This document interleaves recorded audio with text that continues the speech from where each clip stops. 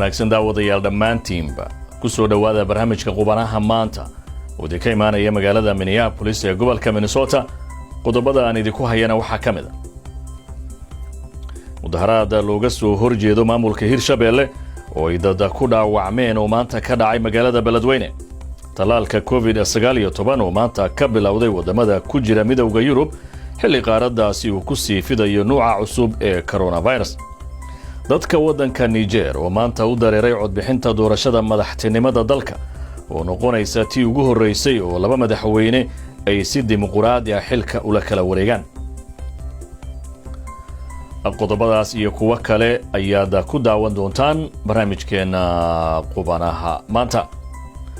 aan ku bilownay saraakiisha caafimaadka ee magaalada Beledweyne ayaa VOA u xaqiijiyay in 4 qof oo mid ay dumar tahay lagu dhaawacay bartamaha magaalada Beledweyne kadib markay isku dhaceen ciidamada amniga iyo dad mudaharaad dhigayay. ujeedada mudaharaadka ayaa lagu sheegay in looga soo horjeeday howlgal ciidamada amnigu ay ku soo xireen dad tobaneeyo gaaraya oo isugu jira ganacsato, dhalinyaro iyo afhayeenka xogaga ka soo horjeeda maamulka Hirshabelle ee uu hogaamiyo General Abuukar Xuud. banaanbaxayaasha ayaa socod ku soo maray wadada dheer ee isku xirta garoonka diyaaradaha iyo xarumaha dawladda ee bartamaha magaalada. sidoo kalena waxaa xiran goobaha ganacsiga iyo dhaqdhaqaaqii magaalada. howlgalka ciidan oo socday 3 cisho la soo dhaafay ayaa ciidamada amniga Soomaaliya waxaa ku wehelinayay ciidamada AMISOM ee ka kala socda wadamada Djibouti iyo Ethiopia. saraakiisha laamaha ammaanka gobolka Hiiraan iyo maamulka Hirshabelle ilaa iyo hadda kama aysan hadlin howlgalka 3 maalin ee ugu dambeeyay ka socday magaalada Beledweyne ee xarunta gobolka Hiiraan. duleedka waqooyi magaalada Beledweyne ayaa waxaa ku sugan maleeshiyaad hubaysan oo ka soo horjeeda maamulka Hirshabelle. mudaharaadka maanta ayaa daba jooga tabashooyin la xiriira natiijadii ka soo baxday doorashadii horaantii bishii November ka dhacday magaalada Jowhar oo xildhibaanada Hirshabelle madaxweyne iyo madaxweyne ku xigeen ugu kala doorteen Cali Guudlaawe iyo Yuusuf Dabageed. xere ay ku nool yihiin qaxooti Suuriyaana oo ku taala waqooyiga wadanka Lubnaan ayaa la gubay habeennimadii Sabtida kadib markay dagaalameen xubnaha xerada iyo qoys u dhashay wadanka Lubnaan sida ay ku soo warantay warbaahinta dawladdu. hay'adda qaxootiga ee qaramada midoobay UNHCR ayaa xaqiijisay in dab weyn uu ka kacay xero ku taala gobolka Minnesota waxayna sheegtay in dhaawacyada qaar loo qaaday cisbitaalka laakiin ma aysan soo bandhigin tirada saxda ah. dabka ayaa ku faafay dhammaanba guryaha teendhooyinka ee ka samaysan baco iyo alwaax ayuu afhayeenka UNHCR Khalid Kabara u sheegay wakaalada wararka AFP. waxa uu intaa ku daray in xerada ay ku nool yihiin ilaa iyo 75 qoys. wakaalada wararka qaranka ee dalkaasi ayaa ku warantay in dabku uu kacay kadib gacan ka hadal u dhaxeeyay qof ka tirsan qoys reer Lubnaan iyo shaqaale Suuriyaana. wakaalada wararka ayaa warisay in dhalinyaro kale oo ka tirsan qoyska Lubnaan u dhashay ay markaa dab qabadsiiyeen qaar ka mid ah teendhooyinka qaxootiga. talaalka cudurka COVID-19 ayaa hadda maanta ka bilowday dalalka ku jira ururka midowga Yurub iyadoo dhaqaatiirta caafimaadka, kalkaaliyaasha iyo dadka waayeelka ay noqdeen kuwii ugu horeeyay ee hela talaalka cudurka COVID-19. inkastoo maalin ka hor dalalka qaar bilaabeen haddana si rasmi ah ayay iyagoo isku duuban maanta dhaqaajiyeen dhammaanba 27 wadan ee ku jira midowga Yurub mashruuca talaalka. talabadaasi u muuqata fariin ku aadan in talaalku yahay mid ammaan ah oo shaqaynaya si dadka lagu dhiirigeliyo. dalka Spain haweeney 96 jir ayaa noqotay qofkii ugu horeeyay ee laga talaalo cudurka COVID-19. Arcela Hidalgo ayaa u sheegtay shaqaalaha caafimaadka inaysan wax dhibaato ah dareemin markii lagu muday cirbada talaalka. wadanka Talyaaniga oo kamid ah meelihii ugu darnaa cudurka COVID-19 sida daran u galay Claudia Alifarneni oo 29 jir kalkaalisa caafimaad ayaa ka mid noqotay 3 kalkaaliye oo lagu bilaabay talaalka ay sameeyeen shirkadaha Pfizer iyo BioNTech. talaalka cudurka COVID-19 waxaa horey u bilaabay dalalka Ingiriiska, Jarmalka, Mareykanka iyo Canada. dalka Niger oo kamid ah wadamada ku yaala galbeedka Afrika ayaa hadda maanta waxaa ka bilaabatay codbixinta doorashada madaxtinimada taasi oo la filayo inay si dimuqraadi ah talada dalka ula kala wareegaan laba madaxweyne oo si dimuqraadi ah loo soo doortay. isku wareejinta xilka madaxtinimada oo si nabad ah ku dhacda ayaa loo arkaa tallaabo wanaagsan oo Niger horey u qaaday kadib colaado daba dheeraaday oo dalkan oo ka mid ah kuwa ugu faqrisan Afrika oo muddo ku soo jiray sanadkii la soo dhaafay oo kaliya boqolaal isugu jira rayid iyo ciidamo ka tirsan kuwa dawladda ayaa ku dhintay colaado ay horiyeen kooxaha mintida oo dalkaasi ka dagaalama afar afgambi ayaa ka dhacay wadanka Niger tan iyo intii xorriyadda ka qaatay gumaystihii Faransiiska sanadkii 1960 wasiirkii hore ee arrimaha gudaha Maxamed Bazoum oo ah musharaxa xisbiga talada haya ayaa aad loogu saadaalinayaa inuu ku guuleysan doono doorashada isagoo bedeli doona madaxweyne Maxamed Issoufou oo isagu xilka ka degay kadib markii uu dhamaystay laba kal wasiirka gaashaandhigga ee Turkiga ayaa sheegay weerar kasta oo xogaga bariga Liibiya ee Khalifa Haftar ay ku soo qaadaan ciidamada Turkiga ee ku sugan wadanka ku yaala waqooyiga Afrika ay iska caabin xoogan la kulmi doonaan dambiile dagaal gacan ku dhig leh Haftar iyo taageerayaashiisa waa inay ogaadaan in loo arki doono bartilmaameed sharci ah haddii ay dhacdo weerar kasta oo lagu qaado ciidamada Turkiga oo ay qaadaan ciidankiisu ayuu yiri Hulusi Akar oo khudbad u jeedinayay cutubyo ka tirsan ciidamada Turkishka oo ku sugnaa magaalada Tripoli goor dambe oo Sabtidii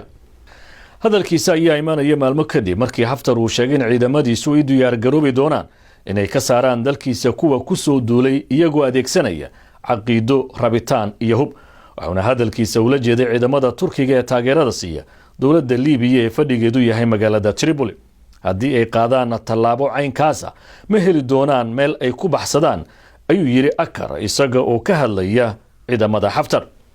taageerada Turkigu uu horaantii sanadkan siiyay dawladda Liibiya ayaa gacan ka geysatay dib soo celinta duulaan oo muddo 14 bilood ah ugu jiray Haftar in uu ku qabsado gacan ku haynta caasimadda Tripoli iyadoo Haftar taageero ka helayay dalalka Ruushka Masar iyo Imaaraadka Carabta labada dhinac ayaa gaaray heshiis xabad joojin bishii Oktoobar taasi oo gogol dhig u ahayd in doorashooyin la qabto dhamaadka sanadka soo socda Soomaaliya gaar ahaan magaalada Muqdisho waxaa ku nool qaxooti ka soo cararay colaadaha ka jira wadamada Yemen iyo Suuriya qaar ka tirsan qaxootigaasi ayaa nolol maalmeedkooda waxa ay ka raadsadaan shaqooyin ay iskoodu abuurteen wariyahayaga magaalada Muqdisho Cabdicasiis Barrow ayaa waxa uu booqday maqaayad ay dhalinyaro Yemeniyiin ah ka furteen magaalada Muqdisho warbixintan ayuuna nooga soo diray maqaaxida Abu Cali oo ku taala magaalada Muqdisho sidaan ayay mashquul u tahay maalin walba xilliyada qadada waana ganacsi ay laba dhalinyaro ah oo ka tirsan qaxootiga Yemen ay ka furteen degmada Xamar Jajab qaxootiga Yemen ee Soomaaliya jooga ayaa sidaan oo kale waxa ay Soomaaliya ka furteen meherada ganacsi oo soo jiitay Soomaali badan laakiin maqaaxida Abu Cali ayaa waxa hal abuurkeeda u yimid kadib markii milkiilayaasheeda Muqdisho ay uga muuqatay fursado ay shaqo ku samaysan karaan نحن دخلنا الصومال كلاجئين وتفاجأنا في وضع qaxootinimo ayaan Soomaaliya ku soo galnay waxaana lama filaan nagu noqotay xaaladda Soomaaliya iyo dhaqdhaqaaqa ka jira hore ayaan u lahayn khibrad dhinaca maqaayadaha ah oo aan hore uga soo shaqeynay waxaan ku fakirnay inaan maqaayad furanno waxaan furnay maqaayadii aad aragtay ee Abu Cali oo lagu iibiyo bariis iyo digaag kaliya ilaah baa ku mahadsan mashruuceennii wuu kobcay waxaan furnay maqaayadan aad arkayso كبر مشروعنا وفتحنا هذا المطعم الذي أنت شايف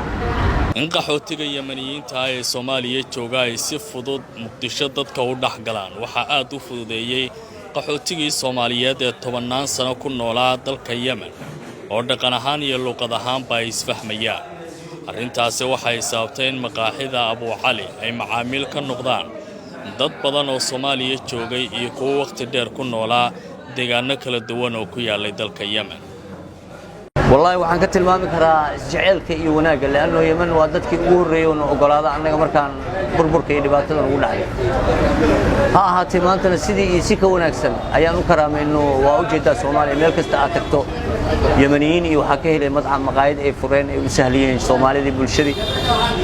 cuntadii dhadhanka lahayd sida baryaani mindi الله مستعان زربيان iyo bariiskeena caadiga oo saanuunada gaarka u la suugada iyo digaagii ay u sameeyaan faxam oo la dhadhan fiican iyo macaan milkiilayaasha goobtan ayaa aad ula dhacsan hannaanka Soomaaliya looga soo dhaweeyay waxaana ay tilmaameen in intii aanay Soomaaliya iman ka hor aanay filayn in soo dhaweyn noocan oo kala ah ay la kulmayaan. والله تعلمنا حاجات كثير يعني الصوماليين wax badan ayaanu ka baranay. Soomaalidu waa dad wanaagsan oo iskaashiga ku fiican. Si wacan ayay noo soo dhaweeyeen waxayna noo arkaan walaalahood oo kale. Soomaaliya ayaa waxay martigelisay qaxooti badan oo ka kala yimid dalalka Yemen iyo Syria. Laakiin Yemeniyiintu waxay durbaba la qabsadeen nolosha Soomaaliya iyagoo la yimid karti iyo hal abuur shaqo. Cabdilcasiis Barrow, VOA, Disho. haatan haddii aan jaleeco wararkii ugu dambeeyay dhinaca ciyaaraha garoonka injineer yariiso ee magaalada muqdisho waxaa galabta ka dhacday ciyaar xiiso badan oo semifinal oo iskaga hor yimaadeen maamul goboleedyada Puntland iyo Galmudug ciyaartaasi oo goor dhaweed soo gabagabowday isla markaana ay soo camireen taageerayaal jidbaysan oo labada dhinac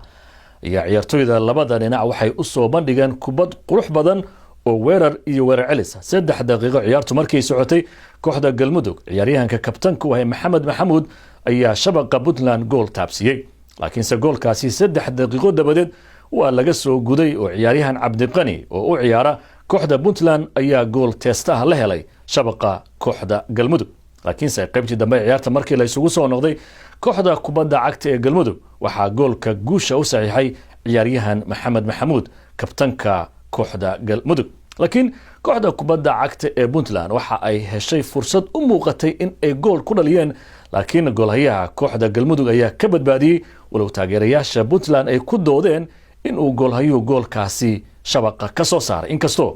garsoorayaasha ciyaarta dhexdhexaadinayay ay goolkaasi ku tilmaameen in aanu sax u ahayn sida ay ku doodeen taageerayaasha Puntland si kastoo taaba ciyaartaasi waxay ku soo gabagabowday 2-1 oo xulka Galmudug ee ciyaarta kama dambaysta markoodii ugu horeysay ciyaaraha maamul goboleedyada ay u soo baxeen waxay la kulmi doonaan cidii soo badisa kooxda kubadda cagta ee Banaadir iyo kooxda Koonfur Galbeed oo iyagu ciyaar semifinal ah ay isugu harsan tahay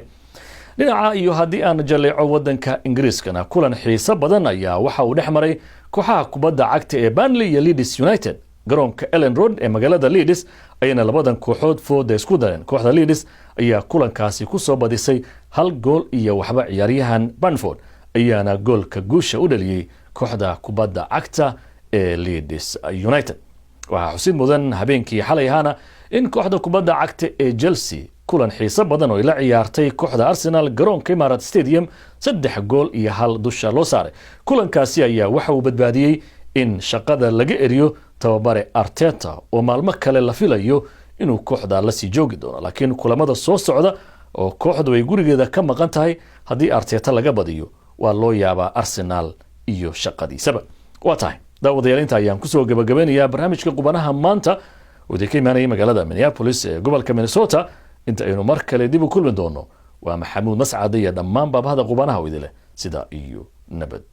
gelyo